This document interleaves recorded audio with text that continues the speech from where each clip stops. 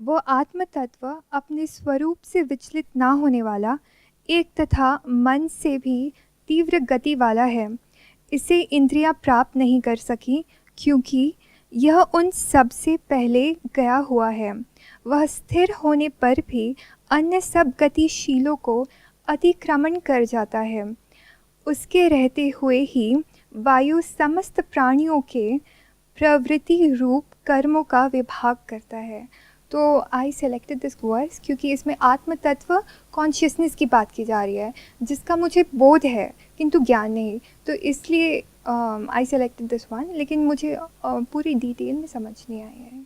आपने जो word select किया है ये है ईशावास्य उपनिषद से, जिसमें कहा जा रहा है वह आत्म तत्व अपने स्वरूप से विचलित ना होने वाला।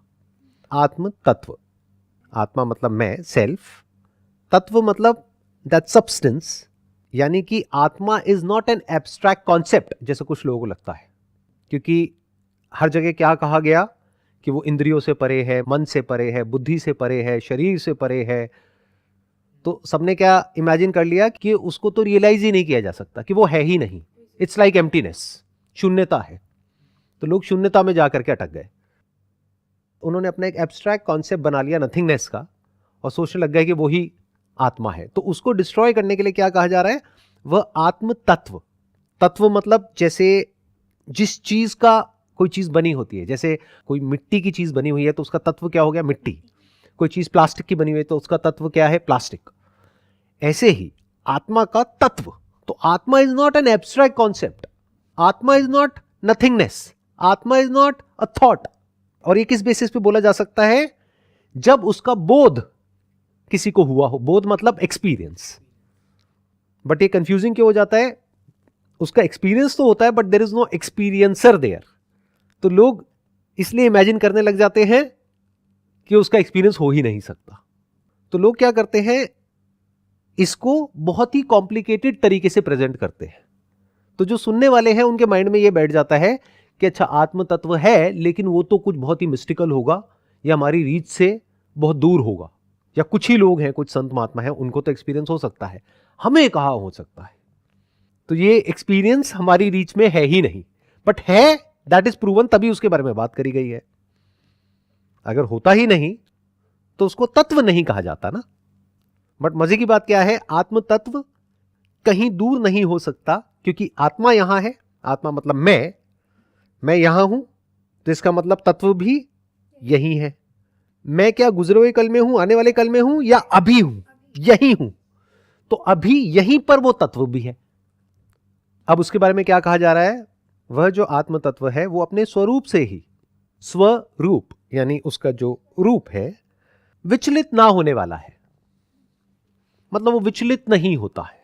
जैसे फॉर एग्जांपल हमारी जो ब्रेथ है, थॉट में चेंजेस होते हैं तो ब्रेथ विचलित हो जाती है, ये शरीर विचलित हो जाता है, मन विचलित हो जाता है, बुद्धि विचलित हो जाती है। तो सब कुछ विचलित होता है इस पूरी दुनिया में, बट आत्म तत्व विचलित नहीं होता है, ये कहा जा रहा है। इनफैक्ट इस पूरी क्रिएशन में आत्म तत्व के अलावा और कुछ भी ऐसा नहीं है जो विचलित नहीं होता है। अगर उसका नियरेस्ट एग्जाम्पल कोई है तो वो है स्पेस, आकाश। जैसे आकाश में सब कुछ विचलित होता है, जैसे टेबल है, इसको मैंने शिफ्ट कर दिया, विचलित हो गई, आकाश विचलित नहीं हुआ। But that is the nearest example. इसका मतलब ये नहीं है कि वो स्पेस है। एक तथा मन से भी तीव्र गति वाला है, वेरी इंटरेस्टिंग, कि वो एक ही है। आत्म तत्व एक है, यानी जितनी बॉडीज हैं उसमें अलग अलग आत्म तत्व नहीं है। There is only one self which is pervading everything and everyone. ये बहुत बड़ी बात है जो यहां पर कही जा रही है। और उसके बारे में क्या कहा जा रहा है, वो एक है तथा मन से भी तीव्र गति वाला है। थॉट से, फीलिंग से, इमोशन से। मुझे ये बताओ, थॉट से तेज क्या है इस पूरी क्रिएशन में? जैसे सन से अर्थ तक लाइट पहुंचने में कुछ सेकंड्स लगते हैं, लेकिन सोच करके देखो सन के बारे में, तो लाइट से भी तेज हमारा थॉट ट्रैवल कर गया। तो मन से तेज कुछ नहीं है as far as this universe is concerned. यानी जहां आपका थॉट पहुंचता है, जैसे एक ऑब्जेक्ट से दूसरे ऑब्जेक्ट तक वो पहुंचा थॉट हमारा। ये ऑब्जेक्ट्स क्या है, फॉर्म्स है, या आइडेंटिफिकेशन ऑफ समथिंग है, name given to a thing और अ पर्सन, तो ये थॉट जितनी देर में वहां से वहां तक पहुंचता है, मानो 1 सेकंड के 1,00,000वें हिस्से में पहुंचता है, उससे भी तेज आत्म तत्व है। तो ऐसा कौन सा तत्व है जो थॉट से भी तेज है? अगेन अगर उसका नियरेस्ट एग्जाम्पल देखा जाए तो दैट इज स्पेस। मेमोरी का भी जो ग्राउंड है वो स्पेस है। बाहर भी जो कुछ है, थिंग्स एंड पीपल या living things and non living things, उसका भी जो ग्राउंड है वो स्पेस है। तो स्पेस उससे पहले ही वहां पहुंच जाता है जिससे पहले कोई चीज ट्रैवल करती है। तो इसका मतलब क्या है कि जो आत्म तत्व है that is all pervading, that is everywhere. इसका यही मतलब हो सकता है और कोई मतलब है ही नहीं। इसे इंद्रियां प्राप्त नहीं कर सकती, मतलब जो हमारी 5 इंद्रियां हैं, 5 सेंसेस हैं, वो उसको प्राप्त नहीं कर सकती इन द सेंस के उसको होल्ड नहीं कर सकती आत्म तत्व को। जैसे our eyes can be hold a form, our ears can be hold a sound and remember a sound. जैसे कोई गाना सुना तो उसको हमने वापस से अपनी मेमोरी के थ्रू रिप्रोड्यूस कर दिया, इसको बोलते हैं प्राप्त कर लेना या अंदर स्टोर कर लेना। तो आत्म तत्व को अंदर हम स्टोर नहीं कर सकते क्योंकि स्टोरेज सिर्फ फाइनाइट का होता है, फॉर्म का होता है, लिमिटेड किसी चीज का होता है। इन्फिनिट को कैसे स्टोर करोगे? जैसे स्पेस है, इसको कैसे स्टोर करोगे? तो इंद्रियां जो हमारे सेंसेस हैं वो उसको प्राप्त नहीं कर सकती, यानी कि उसको देखा नहीं जा सकता है आंखों से, उसको कानों से सुना नहीं जा सकता है, नाक से हम उसको स्मेल नहीं कर सकते हैं, स्किन पे कोई सेंसेशन की तरह हम उसको फील नहीं कर सकते हैं, उसको टेस्ट नहीं कर सकते हैं। तो वो हमारे सेंसेस के बियॉन्ड है, इंद्रियों के बियॉन्ड है। और जो भी हमारी मेमोरी ऑपरेट करती है that is in the realm of जो भी सेंसेस के थ्रू हम परसीव करते हैं और उसकी मेमोरी स्टोर्ड होती है, बस। अब ये बताया जा रहा है क्यों इंद्रियां उसे प्राप्त नहीं कर सकती, क्योंकि यह उन सबसे पहले विद्यमान है। इसको बिल्कुल इस तरीके से देखो कि इंद्रियों के भी पहले वो है। जैसे हमारे जो सेंसेस हैं वो क्या करते हैं कि पहले कुछ होता है, यानी इस यूनिवर्स में 2 चीजों के बीच में कोई कांटेक्ट होता है। जैसे लाइट का किसी सरफेस से कांटेक्ट हुआ तो जो रिफ्लेक्शन है उसको हमने देखा, लाइट को हम नहीं देख सकते। ऐसे ही 2 वेव्स का जब आपस में कांटेक्ट होता है, 2 वाइब्रेशंस का आपस में कांटेक्ट होता है, उसको साउंड बोलते हैं। तो पहले वो कांटेक्ट होता है, फिर सेंसेस की बारी आती है, फिर सेंसेस के थ्रू हम उसको परसीव करते हैं। बट वो जो आत्म तत्व है वो सेंसेस से भी पहले है, यानी कि कॉन्शियसनेस, यानी कि जो मैं हूं, मैं उस कांटेक्ट से पहले ही एग्जिस्ट करता हूं। इसका सबसे सिंपल एग्जाम्पल है कि अगर कोई इंसान देख नहीं सकता है तो क्या वो है या नहीं है? वो उस कांटेक्ट से पहले ही विद्यमान है, यानी वो है।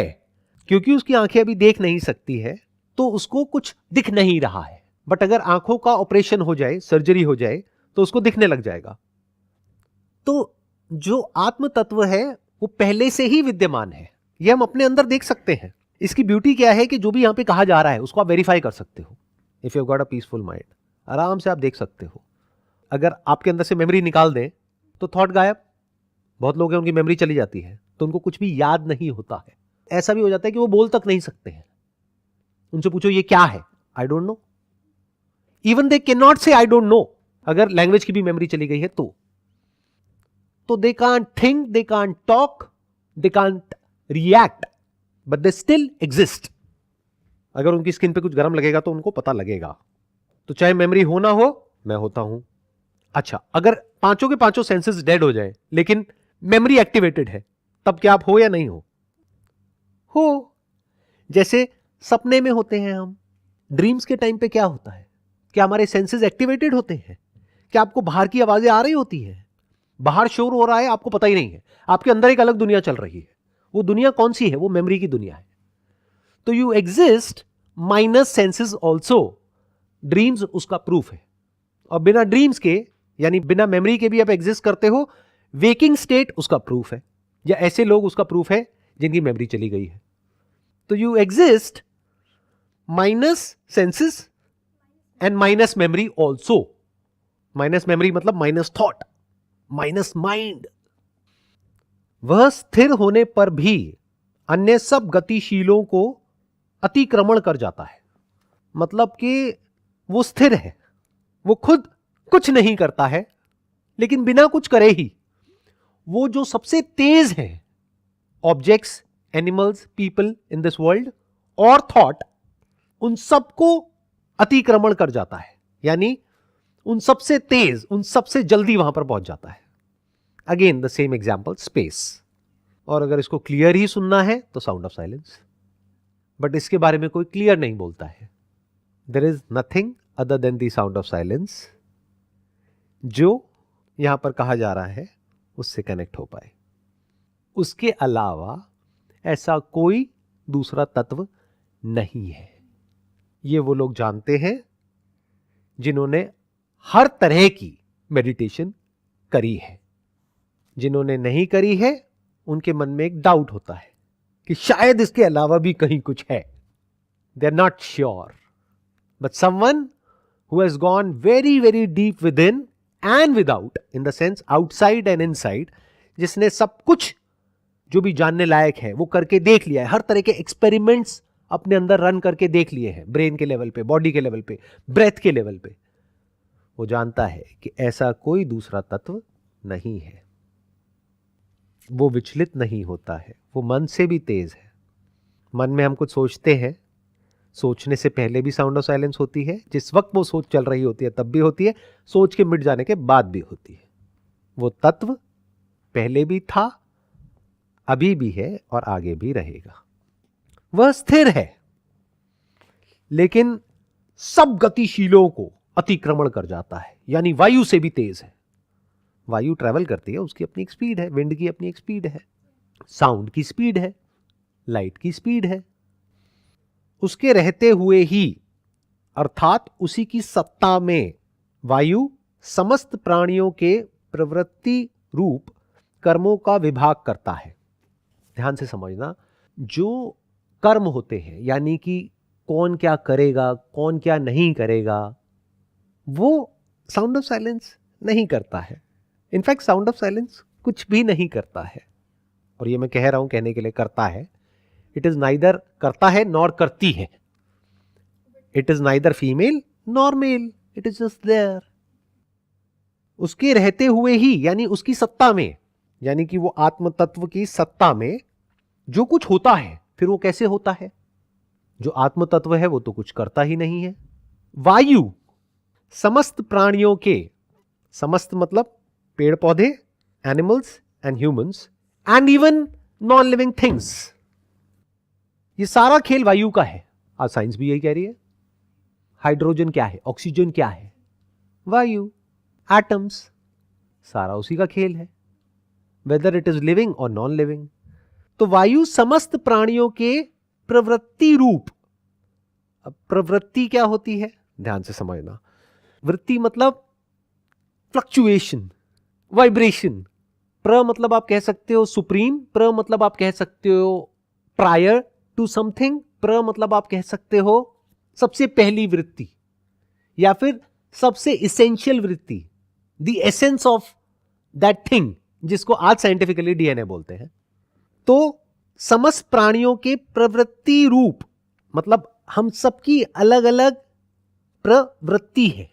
वृत्ति मतलब जो एटॉमिक स्ट्रक्चर है वो अलग अलग है ना हम सबका।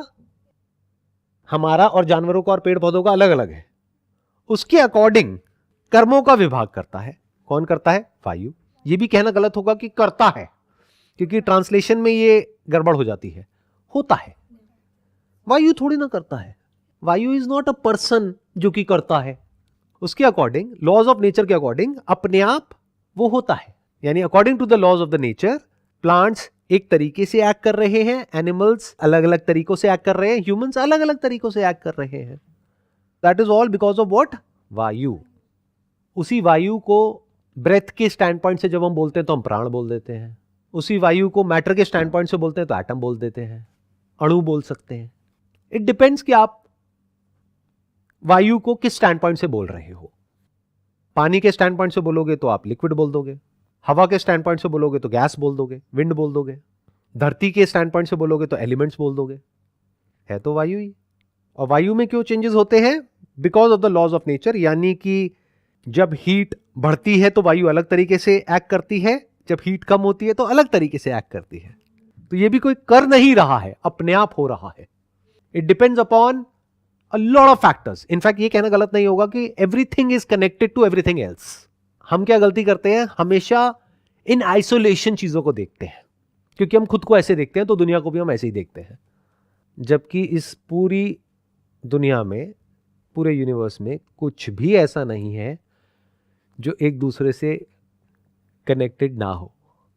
जैसे अगर कोई साउंड हुई, ये एक साउंड हुई, तो इसकी वजह से पूरे के पूरे यूनिवर्स पर असर आया है, बट वो हम देख नहीं पा रहे हैं कि इस साउंड का असर कहां हुआ, कैसे हुआ, किस किस पर हुआ, और जहां पर असर हुआ उसकी वजह से और क्या असर हुआ।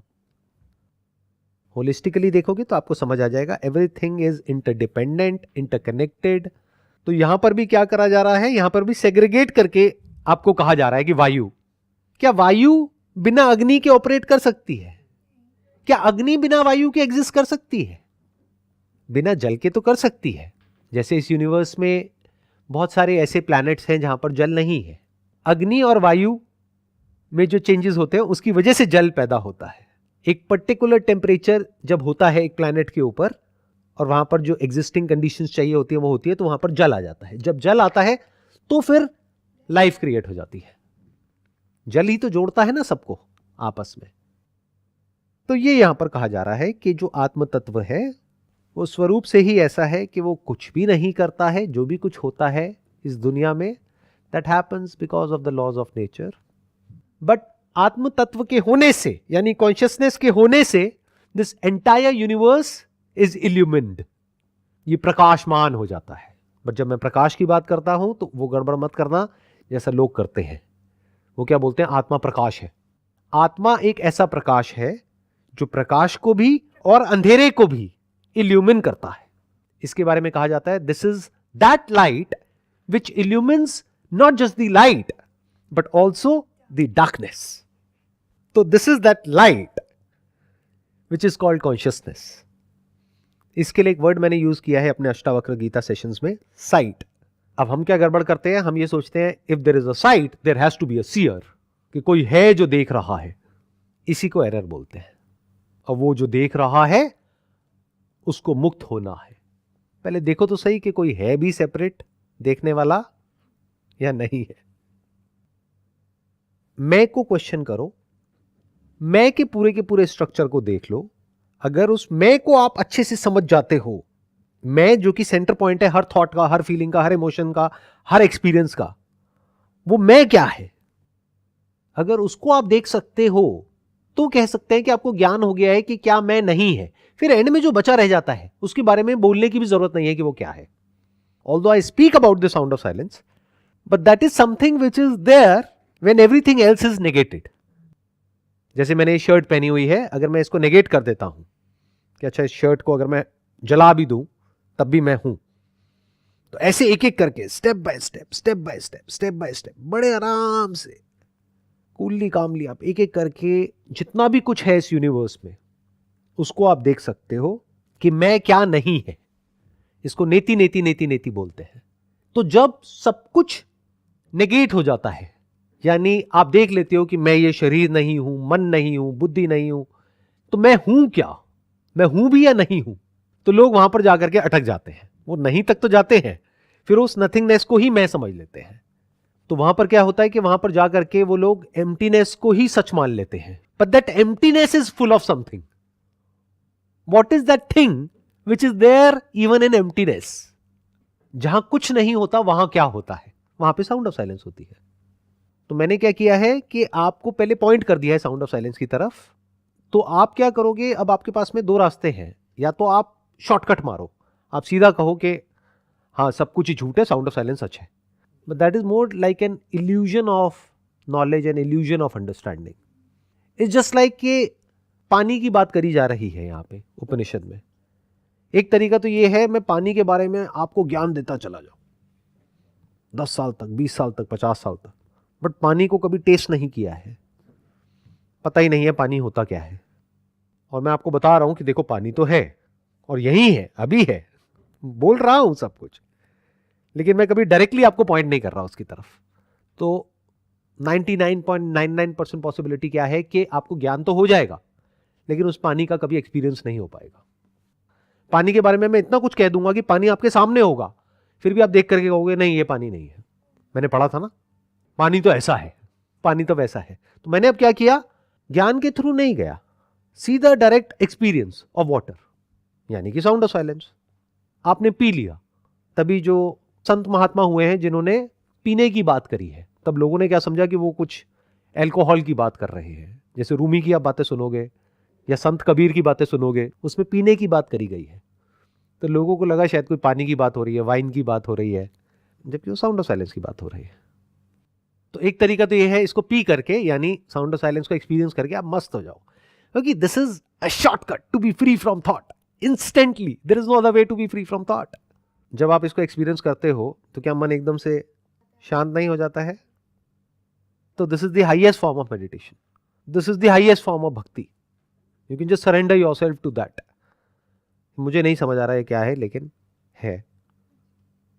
अब हुआ क्या कि आपने पानी को टेस्ट तो कर लिया, लेकिन आपको पानी का ज्ञान नहीं है। दोनों में से ज्यादा इंपॉर्टेंट क्या है, पानी का एक्सपीरियंस या पानी का ज्ञान? इट्स एक्सपीरियंस, बिकॉज अगर हम कुछ एक्सपीरियंस कर लेते हैं then it's easy to get the knowledge about it. Experience is always bigger than knowledge. कोई इंसान प्यासा है, वो कहेगा बहुत बातें हो गई पानी की। अगर कोई एक्चुअल में प्यासा होगा तो प्यास किसकी है? हम सबको एक शांत मन चाहिए। तो मन को शांत करने का और कोई दूसरा तरीका है ही नहीं। अगर कभी आपने अलग अलग तरह से एक्चुअल में कोशिश करी है मन को शांत करने की, तो आपको समझ आ जाएगा there is no other way. Because और जितने भी तरीके हैं, उन तरीकों में क्या होता है, आपको अपने ध्यान को कहीं ना कहीं लगाना पड़ता है। यहां पे आपको अपने ध्यान को लगाना ही नहीं है, ध्यान करना ही नहीं है, ध्यान अपने आप लग जाता है, ध्यान मिट जाता है। लोगों को लगता है मेडिटेशन मतलब ध्यान करो, करते रहो। कितने सालों तक करोगे? 10 साल, 20 साल, 50 साल करते रहो। जब तक वो ध्यान मिटेगा नहीं, तब तक समाधि नहीं लगेगी। समाधि मतलब धी मतलब बुद्धि, सम मतलब सामान्य, मतलब ना बुद्धि ओवर एक्साइटेड है ना डिप्रेस्ड है। तो यहां पर क्या होता है, साउंड ऑफ साइलेंस को चाहे आप जानते हो चाहे नहीं जानते हो, दोनों में थोड़ा सा फर्क आ जाता है। अगर नहीं जानते हो तो आप इसको एंजॉय करोगे, यानी इसका आपको ज्ञान नहीं है, तो आप क्या करोगे, साउंड ऑफ साइलेंस का एक्सपीरियंस हो गया, अब आंख बंद कर लो और साउंड आती रहेंगी, करती रहेंगी, but this is always there. There is no way to make it non existent, because it is the very ground of existence. You can not destroy it, you can not stop it, it's always there. तो आपके पास में choice क्या रह जाएगी, आप अपने आप को सरेंडर कर दोगे।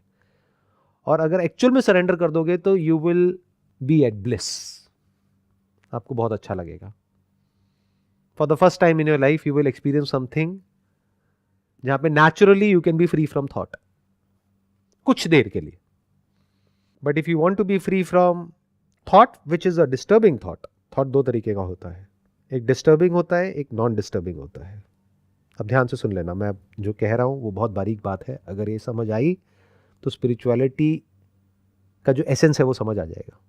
लोग क्या समझते हैं, freedom from thought is the end goal of meditation, चित्त वृत्ति निरोध। इसका मतलब लोगों ने क्या समझ लिया कि चित्त की जो वृत्तियां हैं यानी कि थॉट है, उसका निरोध कर दो, उसको रोक दो, that is the highest state of meditation. ऐसा नहीं है। थॉट दो तरीके का होता है, एक प्रॉब्लमैटिक थॉट, एक नॉन प्रॉब्लमैटिक थॉट। वो क्या होता है, अपने अंदर झांक करके देख लो, बहुत आसान है। आपके पड़ोसी की लाइफ में कुछ भी होता रहे, is it a problematic thought और a non problematic thought if it is not affecting your life? आप यहां पर बैठे हो इंडिया में, किसी और कंट्री में कुछ भी होता रहे, does it actually affect you? आप बाहर से शो कर सकते हो अपने आप को अच्छा इंसान दिखाने के लिए, अरे अरे मेरे को बहुत बुरा लग रहा है, वहां पर ये हो रहा है। एक्चुअल में आपको लग रहा है क्या? तो उस थॉट को क्या कहेंगे, नॉन प्रॉब्लमैटिक थॉट। तो थॉट जिसके सेंटर में मी होता है वो प्रॉब्लमैटिक होता है, और थॉट जिसके सेंटर में मी नहीं होता है वो नॉन प्रॉब्लमैटिक होता है। प्रॉब्लम क्या है, कि मेरी लाइफ में प्रॉब्लम है या किसी और की लाइफ में प्रॉब्लम है? किसी और की लाइफ में कुछ भी प्रॉब्लम होती रहे, आपको क्या फर्क पड़ता है? आपको तो इससे मतलब है कि मेरी लाइफ में प्रॉब्लम नहीं होनी चाहिए. What is the root cause of all your suffering? That is the self. That is you. अगर इसके सच को आप देख लेते हो कि ये जो मी जिसको मैं बोलता हूं, वो मैं एक्चुअल में कहीं है ही नहीं, कोई सेपरेट मैं है ही नहीं, इससे बड़ा कोई झूठ दुनिया में है ही नहीं, तो आपके जितने थॉट्स हैं उसका जो सेंटर पॉइंट है इमेजिनरी एक मैं, वो मिट गया, तो थॉट रहे लेकिन प्रॉब्लमैटिक नहीं रहे. Now you can think, you can do whatever you want to, you can act in this world, or you can sit silently, doesn't matter. Sir आपने अभी बताया कि आत्मा है पर सभी आत्माओं का तत्व सेम है, तो how can be possible? Her living being अलग है, तो हर किसी का तत्व भी अलग होगा ना. एंड सेकंड क्वेश्चन इज कि जब हम जन्म लेते हैं, क्या ये आत्म तब उसी टाइम हमारे अंदर जाता है, या even if it is in गर्भ तब होता है? तो this I want to know. देखो ध्यान से समझना, एक होता है आत्म तत्व, एक होता है अनात्म तत्व. आत्म तत्व मतलब क्या? कॉन्शियसनेस. वो अलग अलग नहीं है. आपकी बॉडी में, मेरी बॉडी में क्या अलग अलग है? कॉन्शियसनेस चाहे आपकी बॉडी में हो, चाहे एक बच्चे की बॉडी में हो, चाहे एक जानवर की बॉडी में हो, क्या वो अलग अलग है? अगर कुछ गर्म यहां पर टच करेंगे तो उसको भी फील होगा, आपको भी होगा, बच्चे को भी होगा, बुजुर्ग को भी होगा. तो अलग अलग क्या है? बॉडीज अलग अलग है. बॉडीज एंड आत्मा अलग अलग है, तत्व is the same in every body.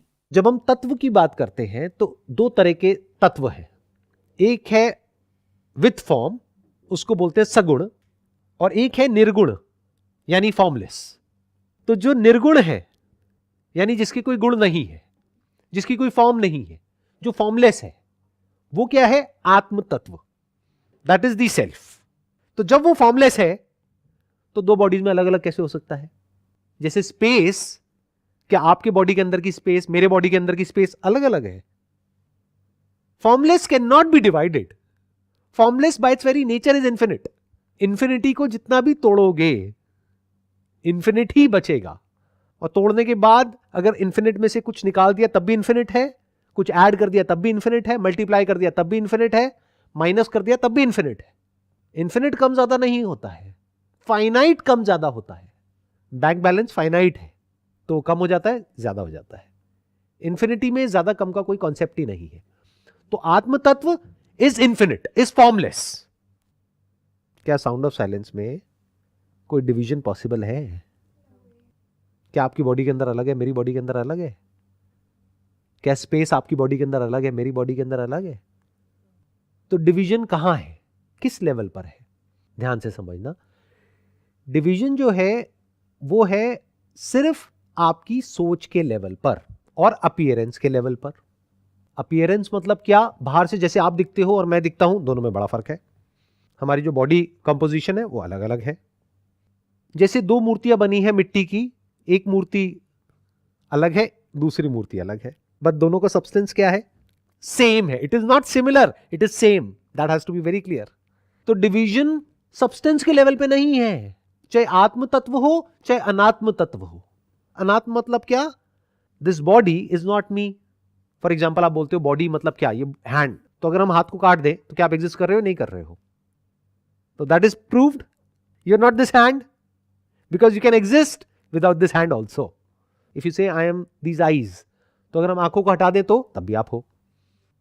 तो जिसके बिना भी आप एग्जिस्ट कर सकते हो उसको हम क्या कहेंगे? अनात्म तत्व. उसमें क्या आ गया? बॉडी, सेंसेस, मेमोरी, जिसके बारे में अभी थोड़ी देर पहले हमने देखा था. तो अनात्म तत्व के पॉइंट ऑफ व्यू से भी देखोगे तो अपीयरेंस अलग अलग है. मतलब आप या मैं या जानवर और पेड़ पौधे बाहर से देखने में अलग अलग हैं. Fundamentally we are not similar, we are same. धरती, जल, अग्नि, वायु, आकाश, इसी के बने हैं हम सब. तो वहां पर भी सेपरेशन नहीं है. जो आत्म तत्व है उस लेवल पे तो कहीं कोई सेपरेशन पॉसिबल ही नहीं है. उसके बारे में बोलते हैं अखंड, मतलब जिसको ब्रेक नहीं किया जा सकता है. उसमें कोई मिलावट नहीं करी जा सकती है. जैसे पानी को गंदा किया जा सकता है, किसी भी चीज को मिलावट के थ्रू पॉल्यूट किया जा सकता है, उसके एट्रीब्यूट को चेंज किया जा सकता है, उसके गुणों को बदला जा सकता है। निरंजन मतलब क्या? उसको आप चाहे भी तो कुछ कर नहीं सकते, उसको बदल नहीं सकते हो। अब बताओ ऐसा कौन सा तत्व है जो निरंजन है इस पूरे यूनिवर्स में, साउंड ऑफ साइलेंस के अलावा? Not even one. वायु भी दूषित हो जाती है, कभी खुशबू आ जाती है, कभी बदबू आ जाती है। तो आत्मा और अनात्मा में आप फर्क देख पा रहे हो, इसको विवेक बोलते हैं। यानी अगर इन दोनों में आप अच्छे से फर्क देख सको और ये भी देख सको कि फर्क सिर्फ अपीयरेंस के लेवल पर है, एक्चुअल में कोई फर्क नहीं है। जैसे पानी की ही दो अलग अलग लहरें हैं, वो देखने में फॉर्म अलग अलग है पानी। अब आप अगर कहते हो कि मैं ये लहर हूं और मैं उस लहर से अलग हूं, तो किस मैं की आप बात कर रहे हो? इस मैं को क्वेश्चन करो। This is the beginning of spirituality. तब आप देखते हो जो अनात्म तत्व है उस लेवल पे we are not similar, we are same. उन्हीं एटम्स के बने हैं हम सब, चाहे ये टेबल हो, चाहे कोई चेयर हो, चाहे कोई प्लांट हो, चाहे आप हो, चाहे मैं हूं। आत्म तत्व is same, it's not similar, it's same, it's one. तो एक्चुअल में मैं जिसको भी मैं कहता हूं, that is nothing but an appearance of the form, और उसके साथ में जो भी कुछ जुड़ा हुआ है। तो मैं is just for the name sake. In reality there is no separate मैं। This is moksha. मोक्ष का मतलब लोग क्या समझते हैं? मैं को फ्री कर दिया। अरे मैं होगा तो फ्री करोगे ना। मोक्ष का मतलब यह नहीं है कि मैं मुक्त हो गया, मैं से मुक्त हो गए, दैट इज मोक्ष। मतलब इस मैं के झूठे कॉन्सेप्ट से आप फ्री हो गए, this is moksha. Because now from the stand point of the body I am not different from the universe. From the stand point of my soul, that is atma, I am not different from the universe.